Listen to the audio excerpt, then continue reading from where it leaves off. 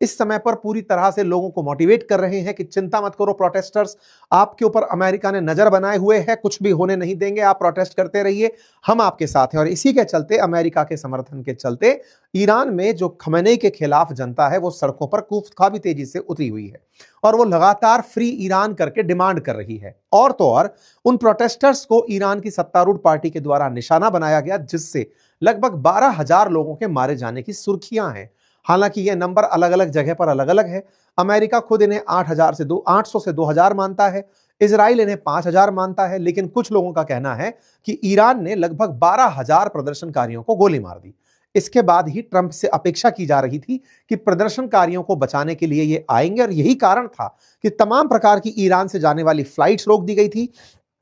हमने अपने नागरिकों को वहां से निकलने की हिदायत दे दी थी। सुर्खियां तो ये तक थी कि भारतीय जो वहां फंसे हुए हैं उनको निकालने के तमाम प्रयास कर रहा है।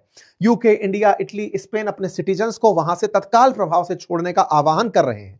हम अपने जो नागरिक हैं उन्हें ईरान से निकलवा रहे हैं कि कहीं ऐसा ना हो कि प्रदर्शनकारियों के बीच में आप भी चपेट में आ जाएं। 5,000 से ज्यादा ऑलरेडी मारे जा चुके हैं। और तो और अगर अमेरिका ईरान पर हमला करने आए तो कहीं आप भी उस निशाने पर ना हो, इसलिए आप वहां से निकलिए। इन तमाम चीजों के बीच में अभी सुर्खी ये निकल कर आती है कि ट्रंप ने ईरान को फोन करके कहा कि वो हमला नहीं कर रहे हैं। यह जानकारी ईरान के राजदूत जो पाकिस्तान में तैनात हैं उन्होंने बताया कि परसों ही रात को ट्रंप का कॉल आ गया था तेहरान में, और उन्होंने कहा कि यदि आप लोग प्रदर्शनकारियों के ऊपर अत्याचार बंद करते हैं और जो फांसी देने का प्लानिंग कर रहे थे उसे रोक देते हैं तो मैं आप पर हमला नहीं करूंगा। बस ऐसा कहते हुए हेडलाइंस बाहर आती हैं कि भाई ईरान के एनवॉय ने कह दिया है कि अमेरिका हमला नहीं करेगा। इसके तुरंत बाद एयरलाइंस के लिए वो नो फ्लाई जोन बंद कर दिया जाता है, यानी खोल दिया जाता है। तमाम प्रकार के अपडेट्स आने लगते हैं। सवाल बनता है कि ट्रंप ने अचानक हमले की मना कैसे कर दिया, और ये कैसे लग रहा है कि हमला नहीं होगा, क्या वो कारण हो सकते हैं। आज के सेशन में हम चर्चा इस बात की करेंगे जो अमेरिका पूरी दुनिया को बता चुका था कि वो ईरान पर हमला करने जा रहा है। सब तरफ से वर्ल्ड वाइड तैयारियां हो गई थी, बाजार में तेल की कीमतें बढ़ गई थी, अस्थिरता चरम पर थी, और इस बीच में अमेरिका ही ईरान को फोन करके कह देता है कि हम आप पर हमला करने की प्लानिंग नहीं कर रहे हैं। इसके क्या मतलब निकाले जाएं, और क्या वाकई में अमेरिका पीछे हट गया है? आइए इसका विश्लेषण करते हैं। सबसे पहला पॉइंट नंबर 1 उठाते हैं कि अमेरिकी हमले की जानकारी ईरान को स्पष्ट रूप से पहले से ही दी जा रही थी, और ट्रंप ने कहा कि उनको महत्वपूर्ण स्रोतों से आश्वासन जब से मिला है कि आप लोग फांसी नहीं दे रहे हो, हम आप पर हमला नहीं करेंगे। ऐसे में यूएस की जो ट्रुप्स कतर छोड़ करके जा रही थी वो वापस लौटना शुरू हो जाती हैं। हेडलाइंस बनती हैं यूएस की जो ट्रुप्स कतर, मैं वापस से याद दिला दूं, वो यही अल उदैद है जिस पर ईरान ने हमले करने की कहा था कि अगर अमेरिका ने हम पर हमला किया तो हम कतर में, सऊदी में, जहां जहां पर भी अमेरिकी ठिकाने हैं उन सबको नुकसान पहुंचाएंगे। इतना ही नहीं, ईरान ने अपना एयर स्पेस वापस से खोल दिया है। तो सबसे बड़ा सवाल यही बना कि क्या अमेरिका पीछे हट गया है?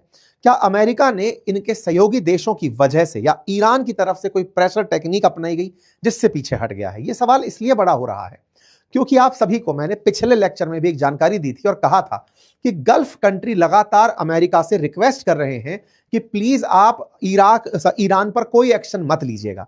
गल्फ कंट्रीज बार बार ट्रंप को चेता रहे हैं कि सर अभी माहौल सही नहीं है, अगर आपने ईरान पर कोई भी एक्शन लिया तो पूरी तरह से अस्थिरता पनप जाएगी, क्योंकि ईरान की लोकेशन स्ट्रेट ऑफ हॉर्मुज पर बैठी है।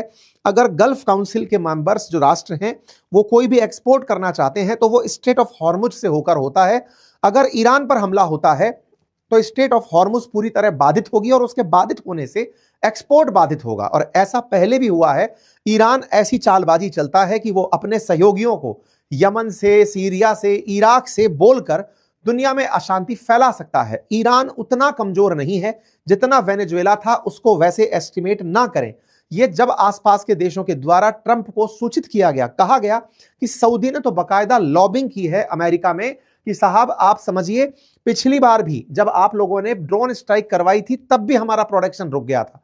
ईरान ने इसी क्रोनोलॉजी में कतर को और सऊदी को ये अपनी तरफ से इन्फॉर्म कर दिया था कि अगर हम पर हमला होता है, ये कल की ही खबर है, अगर अमेरिका हम पर हमला करता है तो मैं आप लोगों को निशाना बनाऊंगा, मुझे कोई मतलब नहीं है। क्योंकि जो गल्फ कॉपरेशन काउंसिल है जीसीसी, उसके 6 की 6 सदस्य प्रो अमेरिकी देश हैं, और ऐसे में अमेरिका को यह संदेश दे देना कि आप अगर किसी भी प्रकार से कोई भी हमला प्लान करते हैं तो आप याद रखिएगा, आपके सहयोगियों को मैं गिन गिन कर, चुन चुन कर निशाना बनाऊंगा। यह खबर अपने आप में बड़ी खबर बनती है। मेरे प्यारे साथियों, जैसा आप जानते हैं कि ईरान जिस पर्शियन गल्फ में जुड़ा है वहां पर स्ट्रेट ऑफ हॉर्मुज है, और स्ट्रेट ऑफ हॉर्मुज जो है उसके साथ साथ ये अन्य देश जो दक्षिण की तरफ जुड़े हुए हैं, Qatar, Bahrain, Kuwait, Saudi, UAE, Gulf का country UAE, Saudi Arabia, Oman, Qatar, ये सब वो देश हैं जो कि अमेरिका के साथ अच्छे व्यवहार रखते हैं। और ईरान इन सबको टारगेट बनाने की धमकी दे चुका है कि अगर तुमने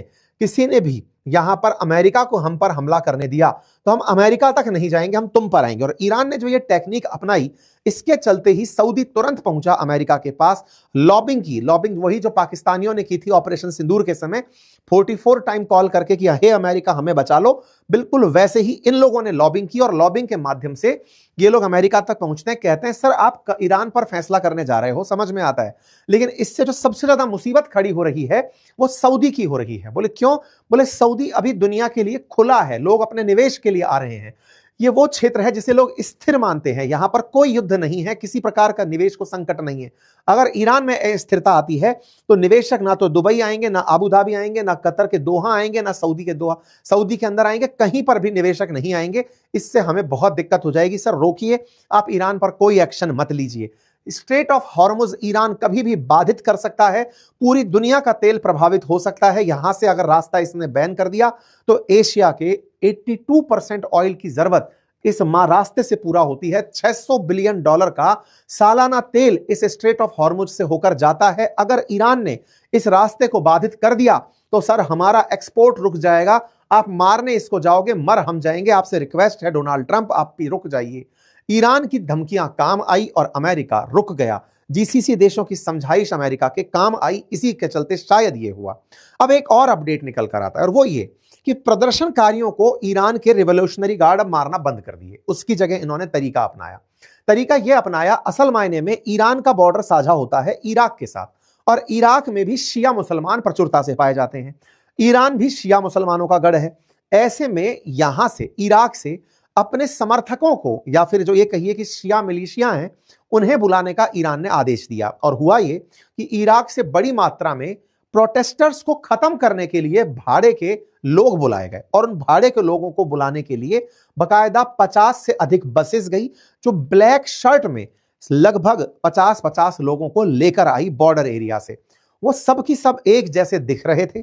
यहां से $600 प्रतिदिन के हिसाब से उन्हें प्रति मंथ के हिसाब से उन्हें लाया गया। ये वो लोग थे जो इराक की खराब अर्थव्यवस्था के चलते बेरोजगार थे और ईरान में जो रेवोल्यूशन हो रहा है, इस्लामिक रेवोल्यूशन, उसको बचाना चाहते थे। ये वो लोग थे जिन्हें अमेरिका से नफरत है, ये वो लोग थे जिन्हें जियोनिस्ट रेजाइम से नफरत है, जो नहीं चाहते कि इजराइल के कहने पर अमेरिका ऐसी हरकतें करे। ये लोग बड़ी मात्रा में भर भर कर यहां से निकलते हैं। कुछ तस्वीरें आती हैं यहां पर, पहले मतलब हमले के जो विमान है वो हैं, व्हीकल्स हैं, उनमें भर करके जाते हुए लोग दिखाई देते हैं।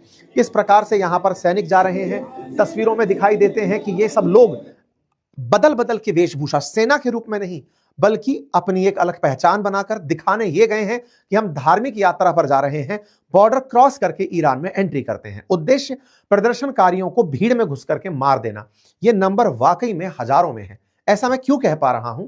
हाल ही में फॉक्स न्यूज जो अमेरिकी चैनल है, उसने ईरान के विदेश मंत्री से यह सवाल किया तो उन्होंने स्वीकार किया कि हजारों में नहीं, सैकड़ों की संख्या के अंदर प्रदर्शनकारी मारे गए हैं और उनके नंबर हम जल्दी ही बाहर कर देंगे। आज ही सुबह की बात है। इसका मतलब ईरान खुद ये मानता है कि प्रदर्शनकारी मारे गए हैं और ट्रंप चूंकि इस तरह से जो ईरान की टैक्टिक्स हैं उनका सॉल्यूशन नहीं ढूंढ पा रहे हैं, क्योंकि ट्रंप खुद नहीं समझ पा रहे हैं कि वो गोला सही में मारे कहां। क्योंकि प्रदर्शनकारी दो तरह के हैं, प्रो गवर्नमेंट भी हैं और एंटी गवर्नमेंट भी हैं। जो एंटी गवर्नमेंट हैं उन्हें ईरान भी मरवा रहा है, लेकिन जो प्रो गवर्नमेंट खड़े हुए हैं वो इतनी बल्क और बहुतायत में है, जो कि ईरानियन सिविलियन है और वो अमेरिका के खिलाफ खड़े हैं। अगर अमेरिका के किसी बॉम्ब से उन लोगों की जान चली जाती है तो पूरा सेंटिमेंट एंटी अमेरिका हो जाएगा और अमेरिका बहुत पिछड़ जाएगा। इसी चलते ट्रंप को दिक्कत यह हो रही है कि मैं बॉम्ब मारूं कहां, क्योंकि तेहरान में अगर बॉम्ब मारने जाता हूं तो वहां दोनों तरह के लोग हैं, और यही कारण है कि लोग ट्रंप को बुलाने वाले भी परेशान हैं कि गोला पड़ेगा कहां, और बिना गोला पड़े ये कुछ कर नहीं सकते। इसी के चलते इजराइल तक ने अमेरिका को यह समझाया कि आपने जो वेनेजुएला में किया, पूरे समय शांति से देखते रहे चीजें, मादुरो को उठाकर ले आए, कुछ ऐसा सॉफ्ट ऑपरेशन आप प्लान करिए ईरान के अंदर, वहां पर सत्ता परिवर्तन करवाइए, वहां पर लोगों के अंदर क्रांति ले आइए, मैक्सिमम प्रेशर टेक्निक अपनाइए। जैसे हाल ही में ईरान से व्यापार करने वालों पर 25% एडिशनल टैरिफ आपने अनाउंस किया है, वैसा ही कुछ कर दीजिए। और ऐसा करते हुए अमेरिका ने तुरंत प्रभाव से 18 ऐसे लोग जो शैडो फ्लीट्स के थ्रू ईरान का तेल बिकवा रहे थे, शैडो बैंक्स के थ्रू पैसा ट्रांसफर कर रहे थे, क्योंकि आप में से भी बहुत सारे लोग एक प्रश्न के साथ तो बैठे होंगे कि ईरान पर इतने प्रतिबंध हैं,